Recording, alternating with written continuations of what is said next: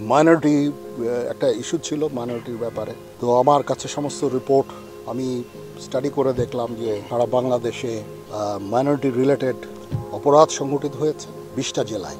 সাম্প্রতিক সময়ে সমগ্র বাংলাদেশ জুড়ে 20টি জেলায় 30টিরও অধিক হিন্দু মন্দিরে ভাঙচুর এবং সনাতনী পল্লীতে হামলা হয়েছে, যার প্রতিবাদে বাংলাদেশ হিন্দু মহাজোট, হিন্দু যুব মহাজোট, হিন্দু ছাত্র মহাজোট সহ নানাবিধ সংগঠন একত্রিত হয়ে অধিকার আদায়ের জন্য একটি নতুন সংগঠন রূপে আবির্ভূত হয়েছে, যার নাম হচ্ছে বাংলাদেশ হিন্দু জাগরণ মঞ্চ।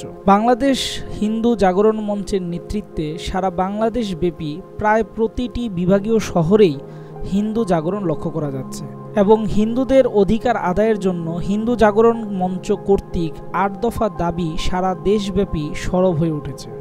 এখন প্রশ্ন হলো, এই 8 দফা দাবি কি? এই 8 দফা দাবি আমরা অনেকেই হয়তোবা জানি না।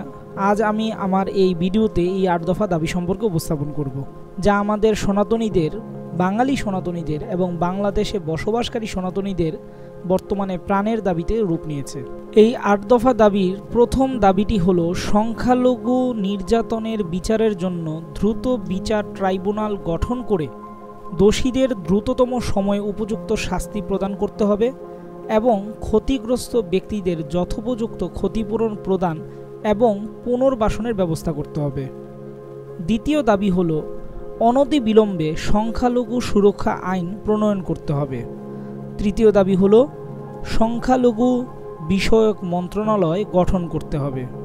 চতুর্থ দাবি হলো হিন্দু ধর্মীয় কল্যাণ ট্রাস্টকে হিন্দু ফাউন্ডেশনে উন্নীত করতে হবে, পাশাপাশি বুদ্ধ এবং খ্রিস্টান ধর্মীয় কল্যাণ ট্রাস্টকেও ফাউন্ডেশনে উন্নীত করতে হবে। পঞ্চম দাবি হলো দেবোত্তর সম্পত্তি পুনরুদ্ধার ও সংরক্ষণ আইন প্রণয়ন করে এবং অর্পিত সম্পত্তি প্রত্যার্পণ আইন যথাযথ বাস্তবায়ন করতে হবে। ষষ্ঠ দাবি হলো প্রতিটি শিক্ষা প্রতিষ্ঠানে সংখ্যালঘুদের জন্য আলাদা উপাসনালয় নির্মাণ এবং প্রতিটি হোস্টেলে প্রার্থনা কক্ষ বরাদ্দ করতে হবে।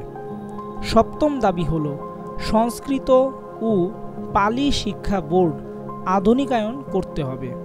অষ্টম এবং শেষ দাবি হলো শারদীয় দুর্গাপূজা, যেটি কিনা সনাতন ধর্মাবলম্বীদের সর্ববৃহৎ ধর্মীয় উৎসব, সেই উৎসবে সাধারণত একদিন ছুটি দেওয়া হয়, সেই ছুটিটিকে 5 দিনে উন্নীত করতে হবে।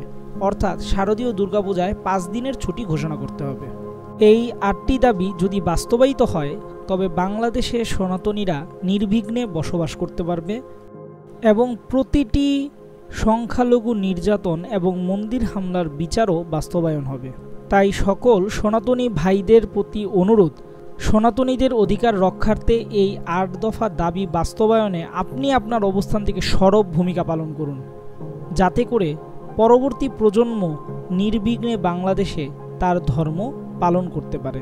সনাতন ধর্ম বিষয়ক এরকম নিত্য নতুন আরও ভিডিও এবং আপডেট পেতে আমাদের পেজটি ফলো করে রাখুন এবং লাইক, কমেন্ট এবং শেয়ার করে রাখুন। এবং যদি ইউটিউব থেকে আমাদের ভিডিওটি দেখে থাকেন, দয়া করে আমাদের চ্যানেলটি সাবস্ক্রাইব করে রাখুন, যেন এরকম ইনফরমেটিভ আরও ভিডিও বানাতে আমরা উৎসাহিত হই। এতক্ষণ ধৈর্য সহকারে সম্পূর্ণ ভিডিও দেখার জন্য আবারও ধন্যবাদ। নমস্কার, জয় রাধে।